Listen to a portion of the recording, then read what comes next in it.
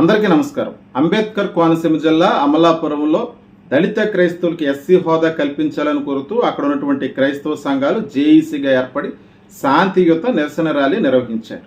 ఈ కార్యక్రమంలో వేలాదిగా క్రైస్తవులు పాల్గొన్నారు. ఖచ్చితంగా క్రైస్తవులుగా ఉన్నటువంటి తమకు రక్షణ కల్పించాలని, ఎస్సీ హోదా కల్పించాలని చెప్పి ప్రభుత్వాన్ని డిమాండ్ చేశారు. ఇదే అంబేద్కర్ కోనసీమ జిల్లాకు సంబంధించి గత కొన్ని రోజుల క్రితం కొత్తపేట నియోజకవర్గం రావులపాలెంలో కూడా వేలాదిగా క్రైస్తవులు రోడ్ల మీదకి వచ్చి తమకు ఎస్సీ హోదా కల్పించాలని, క్రైస్తవులకు రక్షణ కల్పించాలని డిమాండ్ చేశారు. అలాగే ఇటీవల కాలంలో కాకినాడలో కూడా వేలాదిగా క్రైస్తవులు ర్యాలీ నిర్వహించడం జరిగింది. క్రమక్రమంగా క్రైస్తవులకి, దళితులుగా ఉన్నటువంటి వారికి, క్రైస్తవులైనటువంటి వారికి ఎస్సీ హోదా కల్పించాలనే డిమాండ్ అయితే పెరుగుతుంది.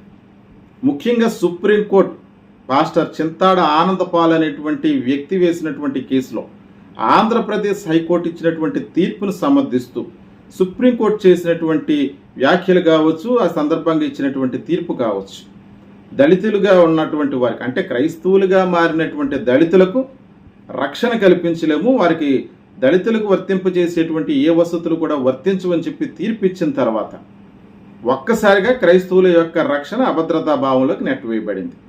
1950 ప్రెసిడెన్షియల్ ఆర్డర్ ప్రకారం దళిత క్రైస్తవులకు ఎస్సీ హోదా కల్పించబడదు, వాళ్ళకి రక్షణ కల్పించలేమని చేసినటువంటి వ్యాఖ్యలు.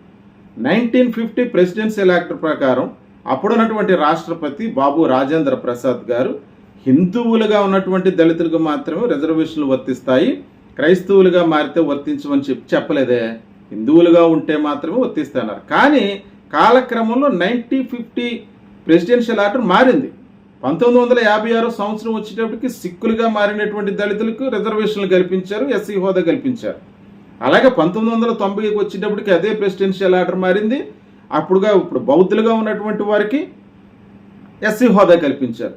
కానీ ఇన్ని సంవత్సరాలైనా క్రైస్తవులుగా మారినటువంటి వారికి, ముస్లింలుగా మారినటువంటి వారికి మాత్రం ఎస్సీ హోదా కల్పించడానికి అంగీకరించట్లేదు. ఎందుకు? క్రైస్తవులు ఎక్కడి నుంచైనా వలస వచ్చారా ఈ దేశానికి? ఈ దేశంలో దళితులుగా ఉన్నటువంటి వారు 98% క్రైస్తవులుగానే ఉన్నారు. ఎందుకు క్రైస్తవులుగా ఎందుకు మారారు? దళితులుగా ఉన్నప్పుడు వారిని సామాజికంగా, మతపరంగా, సాంఘికంగా అంటరాని వారిగా వివక్ష చూపించారు, గుళ్ళోకి రానివ్వలేదు కాబట్టి వారు క్రైస్తవులుగా మారారు. ఆ సమయంలోనే వారిని ఆదరించినటువంటి కొంతమంది దళితులు ముస్లింలుగా మారారు. ఈ విషయంపై పురాతన కాలం నుంచి కూడా దళితులుగా మారినటువంటి వారికి ఎస్సీ హోదా కల్పించాలని చెప్పి పోరాటాలు జరుగుతూనే ఉన్నాయి. దీనికి సంబంధించి 2006లో జస్టిస్ రంగనాథ్ మిశ్రా కమిటీలు, ఆ తర్వాత వచ్చినటువంటి సచార్ కమిటీలు కూడా క్రైస్తవులుగా మారినటువంటి దళితులు ఆర్థికంగానే కాదు అన్ని రకాలుగా వెనకబడి ఉన్నారు, వారికి ఖచ్చితంగా ఎస్సీ హోదా కల్పించాలి, ఆర్టికల్ 14, 15 మనం ఖచ్చితంగా కాపాడి తీరాలి, అదే సమయంలో 1950 ప్రెసిడెన్షియల్ ఆర్డర్ మార్చవలసినటువంటి అవసరం ఎంతైనా ఉందని చెప్పి ఖండితంగా చెప్పారు. సచార్ కమిటీ కూడా అదే చెప్పింది. దళితులుగా ఉండి ముస్లింలుగా మారినటువంటి దళితులు కూడా చాలా ఆర్థికంగా వెనకబడి ఉన్నారు, వారిని కూడా కాపాడవలసిన బాధ్యత ప్రభుత్వాలదని చెప్పి 2 కమిటీలు కూడా సిఫార్సు చేశాయి. తర్వాత కాలంలో 2007, 2008 సమయంలో రాజశేఖర రెడ్డి గారు ముఖ్యమంత్రిగా ఉన్నప్పుడు, ఆ తర్వాత జగన్మోహన్ రెడ్డి గారు ముఖ్యమంత్రి అయినప్పుడు కూడా దళిత క్రైస్తవులకు ఎస్సీ హోదా కల్పించవలసిందని చెప్పి ఆంధ్రప్రదేశ్ అసెంబ్లీలో తీర్మానాలు చేసి కేంద్ర ప్రభుత్వానికి పంపించడం జరిగింది. ఇప్పుడు వరకు వాటి మాటే లేదు. కానీ ఇప్పుడు చాలా సంవత్సరాల తర్వాత ఇప్పుడు ఎవరో ఒక పాస్టర్ వేసిన కేసును ఆధారంగా చేసుకుని, ఆ కేసును బేస్ చేసుకుని మొత్తం క్రైస్తవులుగా ఉన్నటువంటి దళితులందరినీ కూడా అంధకారంలోకి నెట్టివేసే విధంగా, అభద్రతా భావంలోకి నెట్టివేసే విధంగా వచ్చినటువంటి తీర్పు. ఇవన్నీ చూస్తుంటే ఏమనిపిస్తుందంటే ఒక పక్కా ప్రణాళిక ప్రకారం రిజర్వేషన్లు ఎత్తేయడానికి కుట్ర జరుగుతుందనే విషయం బయటపడింది.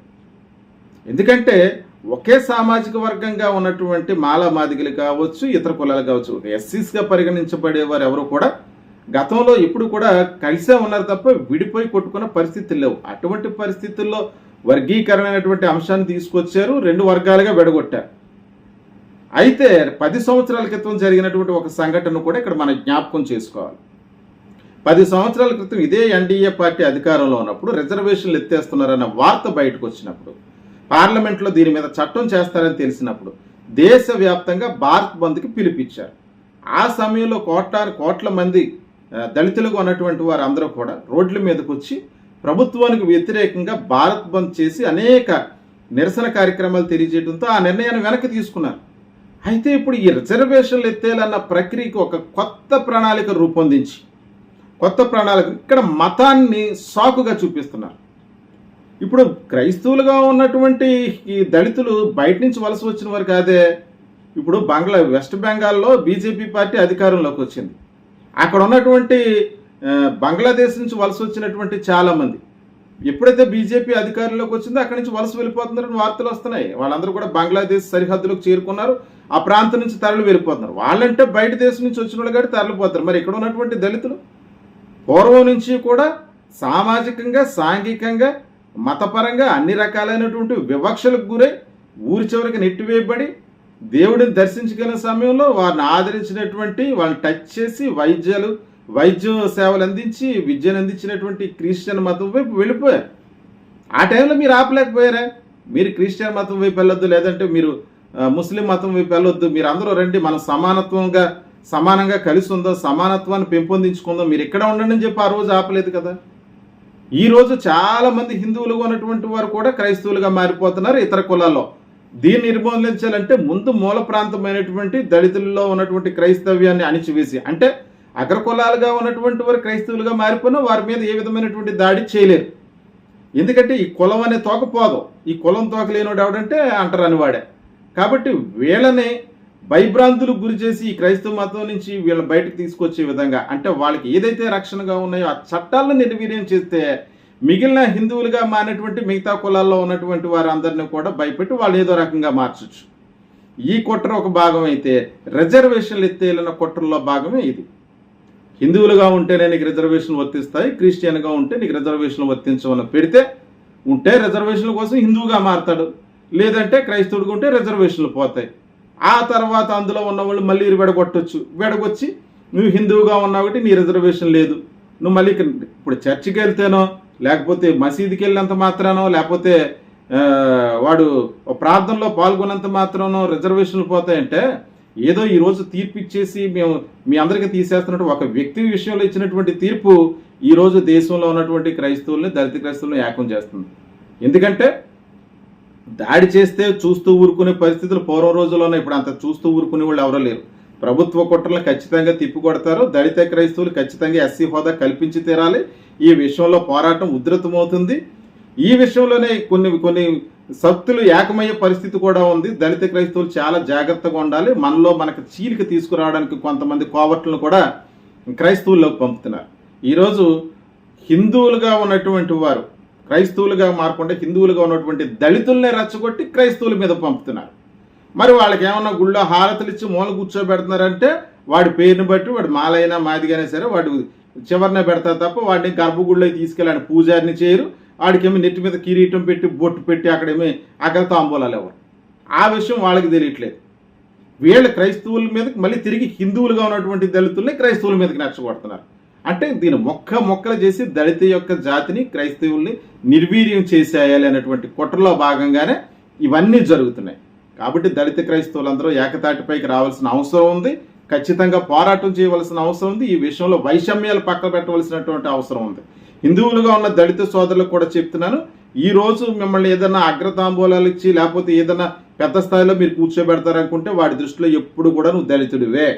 ఈరోజు క్రైస్తవుల మీదకు నువ్వు పోరాటానికి వచ్చినంత మాత్రాన నిన్నేమి వాళ్ళ కిరీటాలు పెట్టి సింహాసనాల మీద కూర్చోబెట్టే పరిస్థితి ఉండదు. నువ్వు ఎప్పుడు కూడా వాడి చెప్పు కింద, కాలు కింద చెప్పులా ఉంటేనే నిన్ను పట్టించుకుంటాడు తప్ప లేకపోతే పట్టించుకోడు. అంటే విడగొట్టి విభజించి పరిపాలించడానికి, పూర్తిగా దళితుల యొక్క రిజర్వేషన్లు నిర్వీర్యం చేసేయడానికి జరుగుతున్న కుట్రే ఇప్పుడు దళిత క్రైస్తవుల మీద వచ్చిన తీర్పు కావచ్చు, దళితుల్ని విడగొట్టాలనేటువంటి కుట్ర కావచ్చు. ఇన్ని రకాల దీనంతరికి మూల కారణమైనటువంటి ఆకివీడి సంఘటన ఏదైతే ఉందో, తీర్పు రాగానే ఆకివీడిలో ఇదే మొదలైంది. తీర్పు వచ్చింది, దళిత క్రైస్తవులు ఏమీ చేయలేరు, వాళ్ళు కొట్టినా తిన్నా ఏమీ చేయలేరు అనుకున్నారు. అక్కడ రఘురామకృష్ణరాజు లాంటి వెళ్ళాడు, మత విద్వేషాలు రెచ్చగొట్టాడు. అక్కడ కట్టుకునేవ్వండి, రామాలయం కట్టుకున్నంత మాత్రాన ఇబ్బంది ఏమీ లేదు.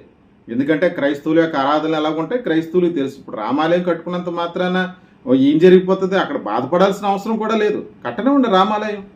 క్రైస్తవులు ఏ రకమైనటువంటి ప్రార్థనలు చేసుకుంటారు అన్నది క్రైస్తవులు అందరికీ తెలుసు. అక్కడ ఉన్నటువంటి మెజారిటీ పార్ట్ దళితులుగా ఉన్నటువంటి వారు క్రైస్తవులే. ఇప్పుడు రామాలయం కట్టినంత మాత్రం మీరందరూ కూడా రాముడి గుడికి వెళ్ళిపోయి ప్రార్థనలు చేసుకోవటం, లేకపోతే క్రీస్తును వదిలిపెట్టి వెళ్ళటం, ఇటువంటి పరిస్థితులు జరుగుతాయంటే జరగవు కదా. కాకపోతే ఏంటంటే విద్వేషాలు రెచ్చగొట్టారన్న ఉద్దేశంతో ఇటువంటి కార్యక్రమాలన్నీ చేపడుతున్నారు. ఇన్ని కార్యక్రమాలు జరుగుతున్న మందకృష్ణ మాదిగ లాంటి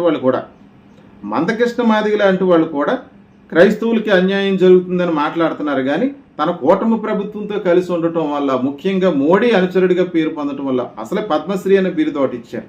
దీనివల్ల రఘురామకృష్ణరాజు విషయంలో ఆయన పేరెత్తి ఒక్కసారి కూడా ఆయన ఖండించలేకపోయాడు.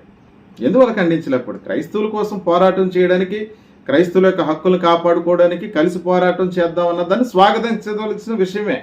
అదైతే కాదనట్లేదు. ఇప్పటికీ కూడా ఈ పోరాటం ద్వారా అన్నా సరే రెండు కులాలు కలిస్తే మంచిదే, ఆ కుట్రని ఛేదిస్తే మంచిదే. కానీ గురి చర్మాలు కప్పుకుని తోడేళ్ళలాగా ప్రవర్తిస్తేనే చాలా ప్రమాదం. ఈ విషయంలో కూడా దళిత క్రైస్తవులు కానీ మాల సామాజిక వర్గం పూర్తిగా కూడా వెలివేయబడింది ఈ రాష్ట్రంలో. ఎందుకంటే చంద్రబాబు నాయుడు డైరెక్ట్గా చెప్పాడు, నేను పెద్ద మాదిగిని మాదిగ సామాజిక వర్గానికి అండగా ఉన్నని చెప్పి భరోసా ఇచ్చాడు. మాల సామాజిక వర్గానికి ఏ రోజు కూడా చంద్రబాబు నాయుడు గారు భరోసా ఇవ్వలేదు.